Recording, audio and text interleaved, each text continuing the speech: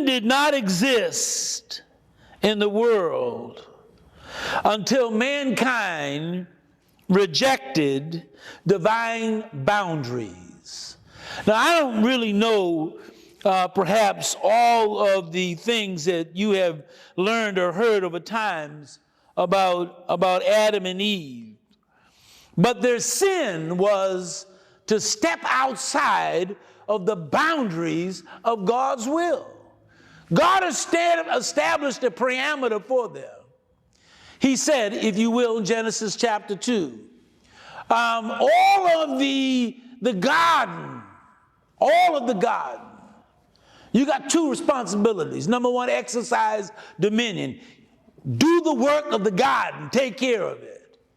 And secondly, you have a responsibility to exhibit the relationship that I have with you, with each other. That's what God expected.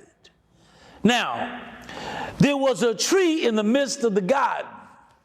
Whether it's a metaphor, whether it's literal or figurative, it's irrelevant. The bottom line is God established boundaries. So he said, you can eat and partake of all in the garden, except for that tree in the midst of garden. Hands off. Now, unless you are free to choose, you cannot freely serve God. Unless you're free to choose, you cannot serve God. In other words, if I serve God, it has to be the activity of my desire.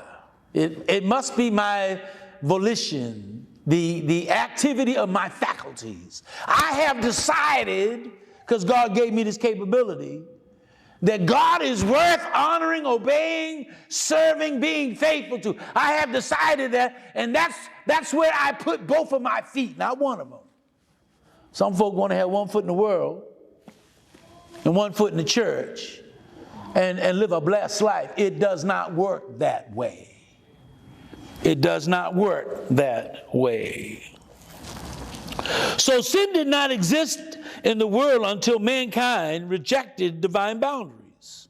In other words, when Adam and Eve abused their freedom and autonomy, they challenged God's righteousness and they fell into sin.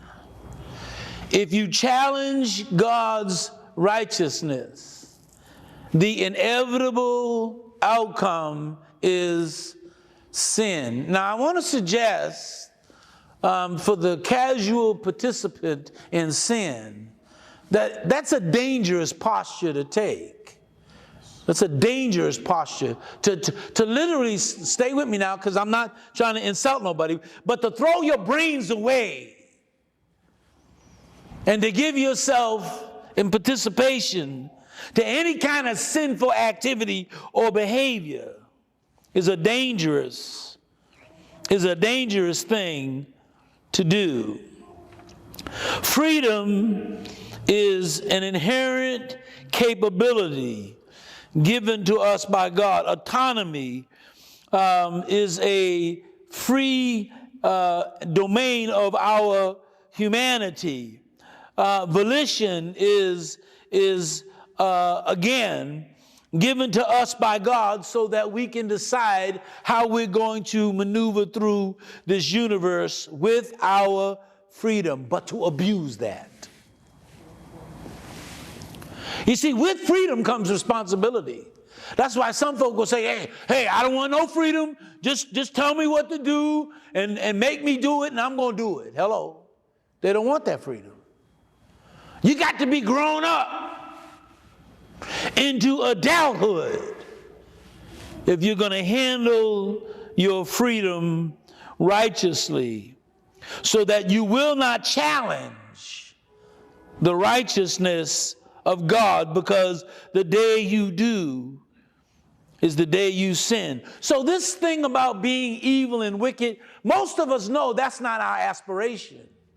We know that. I'm not evil, I'm not wicked, but would I abuse my freedom?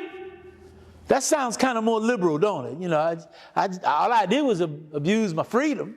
Well, when you abuse your freedom, you fall into sin.